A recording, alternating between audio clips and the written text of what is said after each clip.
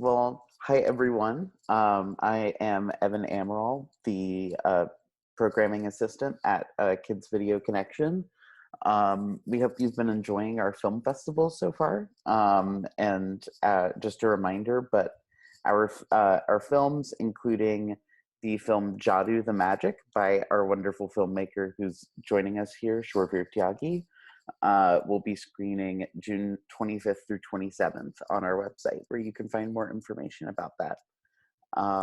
And without further ado, I'd love to ask Shoorveer to introduce himself and his film. Thank you for being here with us. Yeah. Hi, Ivan. Thank you very much. My name is Shoorveer Tyagi, and I am the director of film Jaadoo the Magic. I'm from India. Uh, my film is about two young girls, or if we look at it closely, I think this is the story of a young girl who is shy, sensitive, and who has shut her doors to the outer world. And her inner world is sensitive, deep, and complex. And sometimes it feels that there's no way to reach to her complex world. This story involves about the sensitive child, the education system, the way to reach to her, how to train her. So there are many things, many layers involved into this. What I feel that a child is like a glacier. Though in our education system, what we feel, child is like an empty container where we have to put something. But I feel the child is like a glacier. It needs some direction and it can turn into a beautiful river. But if we apply the force on that, it can be dangerous. Mm. I feel that child's inner world is like a very delicate flower. As I sometimes give examples, it's like a morning lotus, which is just petals are just flower is just closed. But when the sun rays appear on that, it blooms. So to open a child's inner world, we need to work like sun rays with warmth and affection. If, if we'll apply force on that, we may harm the petals. And the moment we'll apply it with the proper understanding, sensitivity, and precision, then we can see the beauty of the flower. We can feel the fragrance of the flower. So my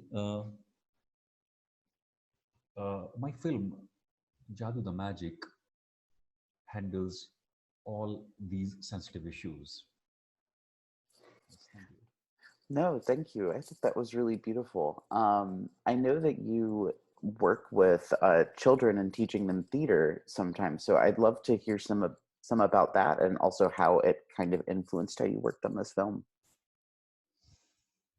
Uh, I'm from theater and I do many things, and one of that is like training kids. And I worked with many kids in my long working years, and those kids then eventually worked in the like I conducted acting workshops. I taught them, and they worked in the films, and the film won national awards and like international awards earlier also. Mhm. So I worked for the other directors also. Like I'm talking about, I conducted workshops and train kids for the other directors for the other films also. So I realized that every child is different. I realized every child is like an isolated island in the ocean. You cannot reach to that island with the same way. And in the ocean, there is no one way. There's no road. We have to make a boat, and we have to find a different way to reach to the different isolated island. This is child's world. But in the education system, what happens, we have just concrete road to reach to everyone. That is not just. That is not the right way to handle all the kids. It is something like as I'm just holding a child's hand and I'm just going on a trail to the woods, to the forest, and I'm asking the child, hey, look at the that big tree. The child wants to look at the small tree. I'm asking the child to look, hey, look at this the big bird, but the bird the child wants to see maybe a small bird. I can say, hey, look at the this beautiful red flower, but he may find the yellow flower is more beautiful. Maybe I'm in a hurry. I can walk fast, but maybe he wants to be relaxed and sit down and look around the beautiful butterflies. Maybe I'll ask him to look at the ground. So the because the trail is slippery and he should not slip. But maybe the kids wants to look up in the sky to the beautiful formation of the clouds.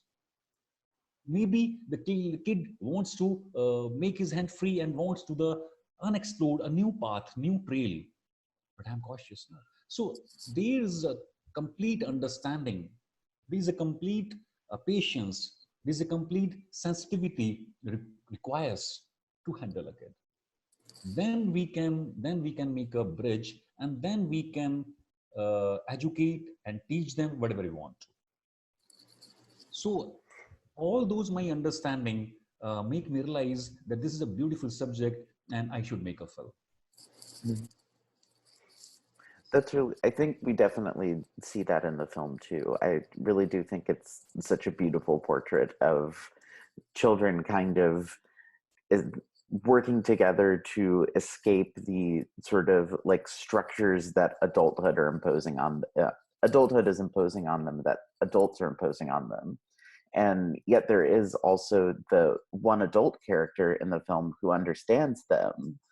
Do you want to talk about that character some and what the inspiration for that character was? Yes, I'm very happy that you asked this particular question because this is a very, very important aspect of the film. The old man in the film, I would like to call him the wise man. He has experience and understanding. He is not a teacher, but he has wisdom. So what he does, he makes a bridge with the kids.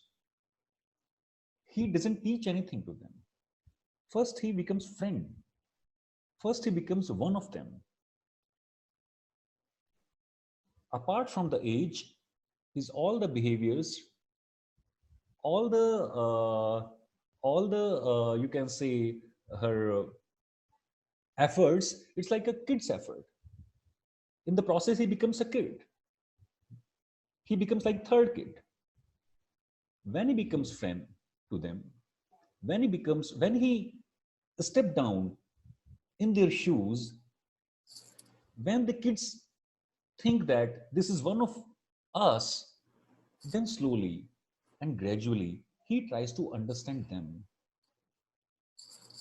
what the kids want, and slowly and gradually he introduces to the great learning. So that is the right way. So in the contrast, when teacher was doing opposite, this wise man does with sensitivity, with patience, with precision, and that is the amazing thing. One more thing I would like to say, that sometimes we feel that the old generation is not required very much. They are very old. They are not good enough for this society. They are marginalized. But I feel contrary, because it's an old saying that an old man is like a valuable library which contains thousands of great books. So that knowledge need to be transferred to the younger generation. So there is a bridge in between that. how to make a bridge between the older generation and the future generation. So when these two elements, when these two generations come together, then definitely the wonder will happen.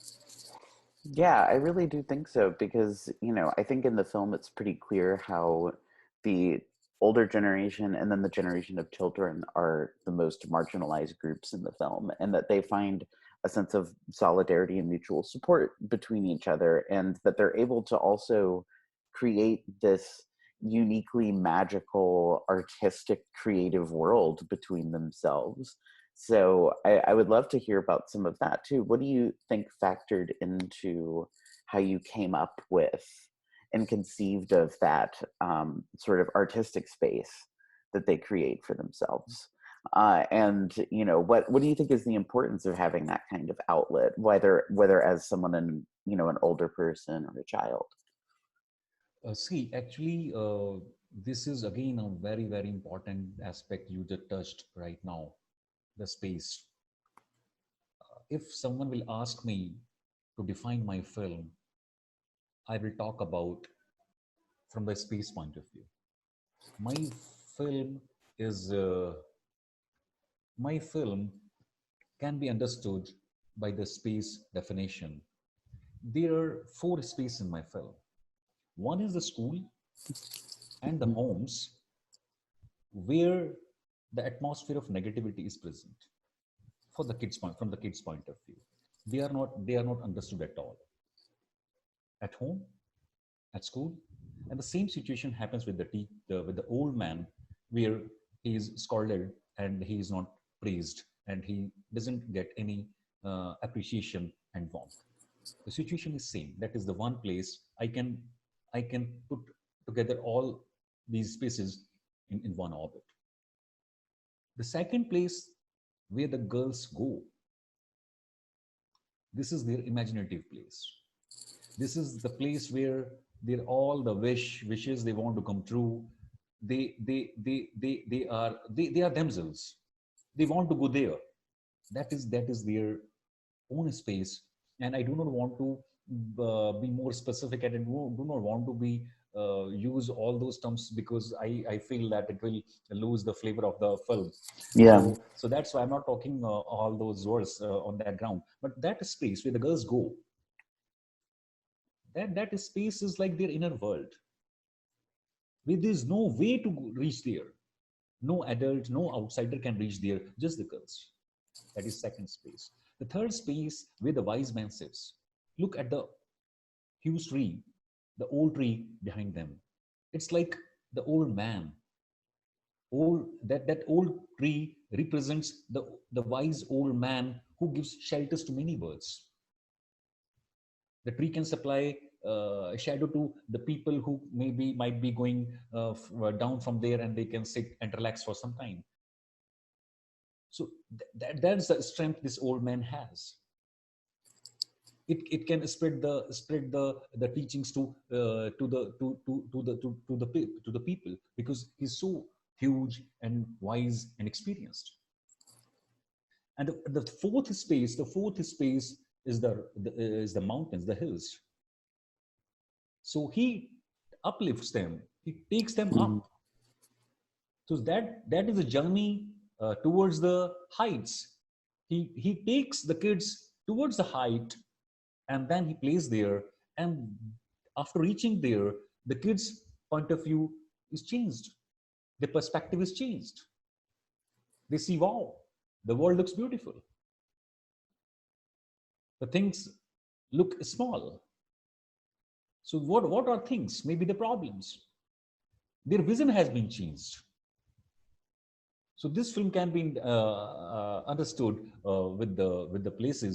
So when I was now I come to the exact question. So when I was just thinking about the story, so the metaphor was very important for me. So all these metaphors just rope in to deliver the message correctly.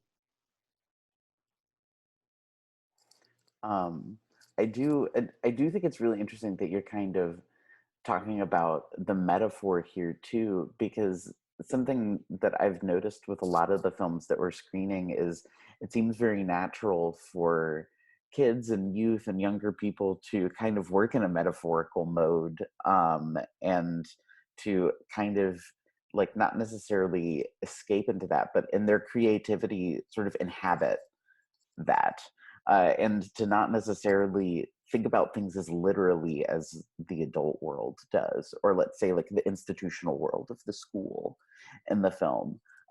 So I'm curious to hear some about that.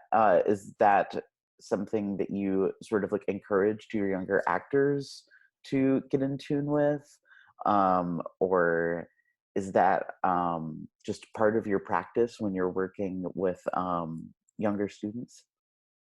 Can you specify the question, please? Yes, sorry. No, it's I was too rambly there. But it's the do you sort of encourage your acting students or the younger actors in this film to kind of think about metaphor and how they work with that? Yes. What I feel that if I talk about the young kids, the moment I will start talking about the metaphors, if I'll try to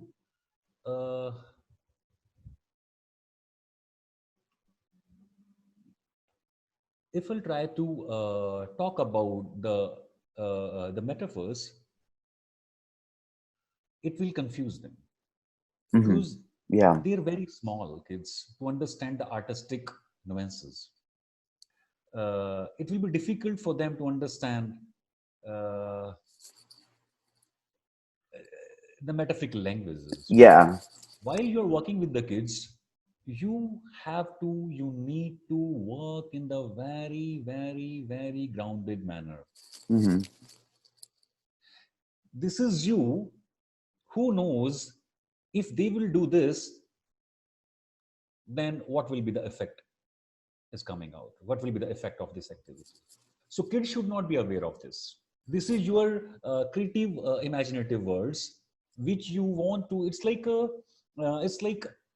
I always try to make them a sport for them. Acting Hmm. should become like a fun for them. I just try to make uh, clear for me that the particular moment should come out in the filming. The particular moment is very important for me. The particular emotion is very important for me. So the metaphor is in my mind, not in the child's Yeah. mind. And I do not talk about it, but it's in my mind. But I just focus on the moment. The moment is very important for me. Why this girl is looking at the other girl, what's happening inside her mind and heart, that is important for me. The rest of the things Yeah. will be taken care by me. No, I think that's a really important sort of that's a really important way to kind of look at filmmaking, especially when you're working with children, or with just any actors. Period. Yes, correct. You know, and with any actors. Period. You can't sort of once you get into this zone where it's all kind of you're like constructing everything with them. That feeling in the moment gets so lost. And I guess something else I wanted to ask going off of that is, was there like any improv when you were shooting this? And like what sort of range did you give your younger actors to kind of just come up with things on the spot? Are you talking about the problems, challenges Or we more like, I guess how I should rephrase the question is, was all of the material during the shoot like 100% scripted? Or did you give the kids room Okay, to okay, come up with their own stuff on the fly while you were shooting? okay. See, what I feel that whenever, not particularly about this film, but generally in the filmmaking, what happens, few things are always in your mind. But when you reach the location, then you realize, oh, exactly whatever I imagined, the things are not like this. Mhm. So you have to take a quick decision how to use these new elements into my filmmaking.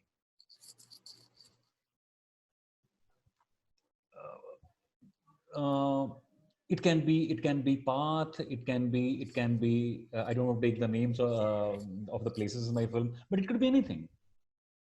It could be a big tree, it could be a flower, it could be maybe see, there are many things like because this is a very different kind of school. Like, it's not a regular kind of school. The kids are belong to a very rural and very a small village, which is like a little in the interiors.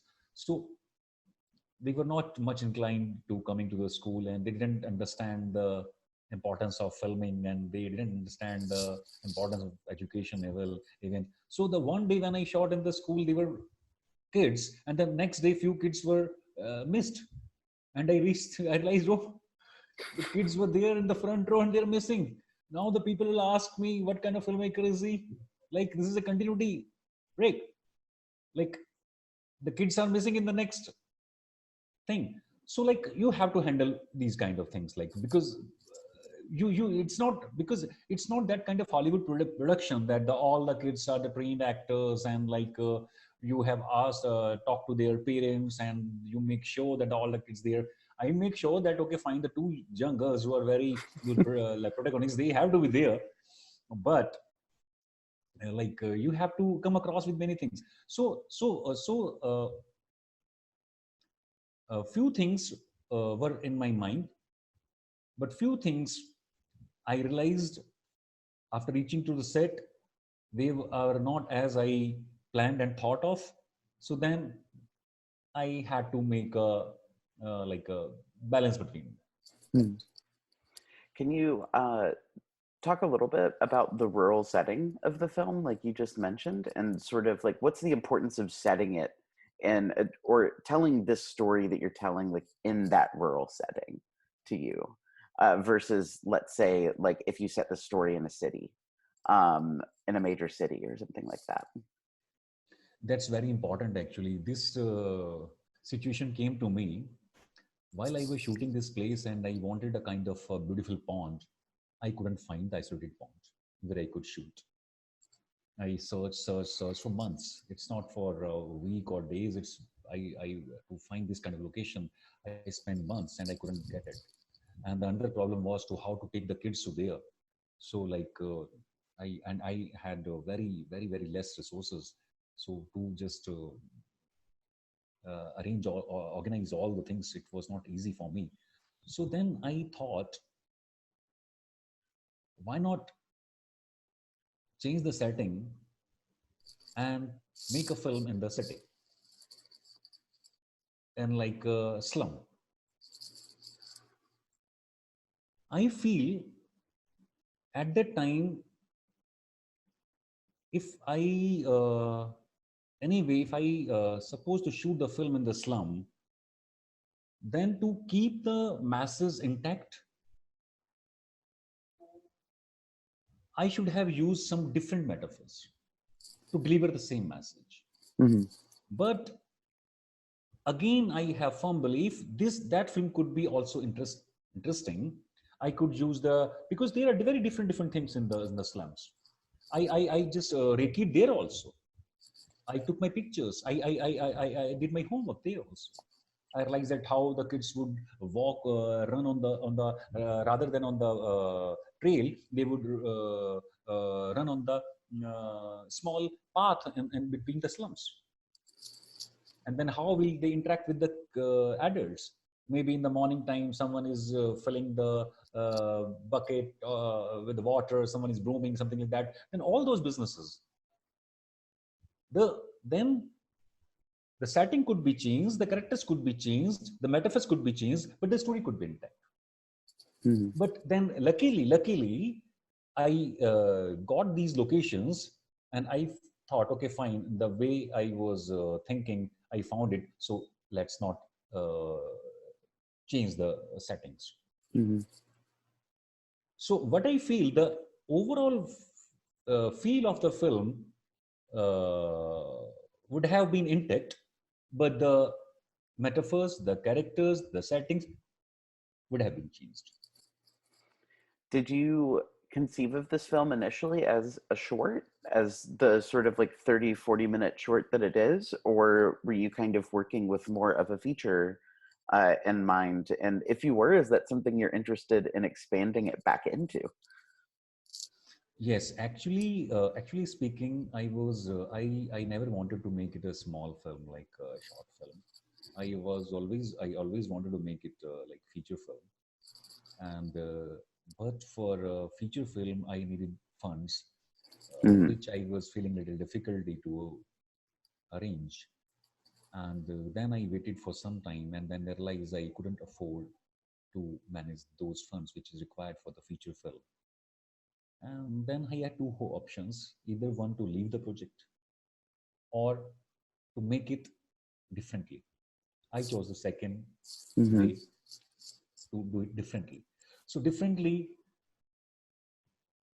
then I could not make it a long film, a feature film, due to duration wise. I could squeeze it down. I could, I had to uh, take the characters out, like the many characters out of the film. All the pattern of the film, the script has been changed, and I tried to make it small. But even though it was not that small, that I couldn't say all those things 10-15 minutes.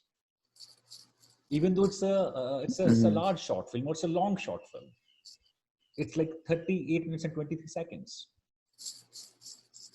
So earlier I was just planning to make it a feature film, but then when I realized it is not possible, so there were just two ways: either leave it or do it differently. So I chose to do it differently, and I made it a long short film.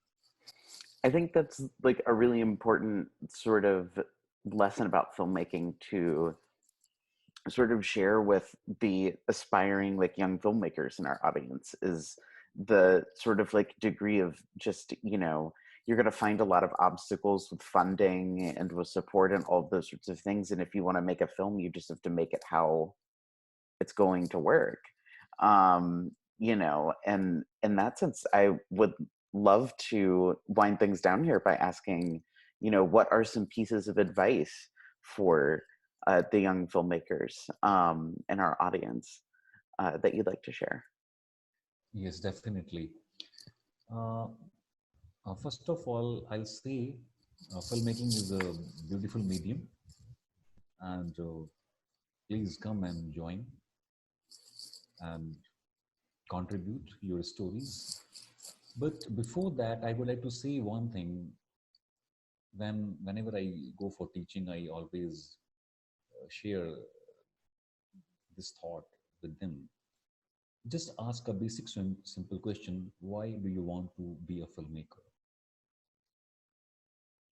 Is it the fame, the success, the money, which is pulling you towards filmmaking? Or do you have the stories which you want to present in your own ways? Do you have few stories which do not make you feel sleep at night? Is there any story which is churning your mind and heart alike? Do you have that urge to share the story with the outer world? If you have something like that, then please come, welcome, and join filmmaking and enrich it. That's really, really wonderful. Thank you for saying all of that. Um, and I guess our last question here will be, I'd like to hear some about what you're working on next. What do you have in the future ahead of you for us to look forward to? Okay. I working on two feature films right now, scripts on the script level. The scripts are completed. One will be a proper funded films, like which will require like proper funds, and the things are on the way. I'm hopeful by next year it should go to the floor. And second one will be is again the feature film script, but this will be uh, in the limited funds with the limited resources. I may shoot it this year. So, but this is not the right time to just divulge the details and the stories about it. So let's see. But I'm working on two scripts, and one will be on the floor this year, and next, hopefully, the next year. Well, we wish you the best of luck with that, and we'd love to hopefully see more of your films in our festival in the future, and I'm sure our audience would love to as well. And so, thank you so much for, taking this time to speak with us and sharing your beautiful film Jaadoo, the Magic, with us. Everyone, this has been I would like to Shoorveer. say, I would like to say one thing, Ivan. Go right ahead. Absolutely. Yes, uh, I ask my lovely audience, the beautiful kids, and the wonderful parents, and the amazing teachers and the educators, please do watch my film. And if a little bit of sensitivity and a little bit of softness and understanding become the part of their behavior towards the children, I'll feel that the magic has been done. And I feel that the film has done whatever it wants to do, wanted to do, and whatever it wanted to achieve. So it will be success for me. So I request everyone, so please enjoy Jadoo the Magic. And I'm really thankful to Kids Video Connection Children's Film Festival, which is really very amazing film festival, and it is doing a wonderful job. It's making a bridge. It's taking the films and then showing these films to the audience, which is very appreciable. I really wish you a good luck, and thank you very much. You given me the opportunity to just share my thoughts with you. Thank you very much, Vivek. No, and thank you so much. Everyone, this has been Shoorveer, Tyagi. Thank you for being here with us. And please have a wonderful day. Everyone, once again, Jaadoo the Magic will be screening June 25th through 27th at kidsvideoconnection.org. And you can go there to sign up to watch all of the films in our selection that weekend. So once again, thank you, Shoorveer. Thank you very much, And I hope Vivek. you have a Have a nice wonderful day. day. Bye.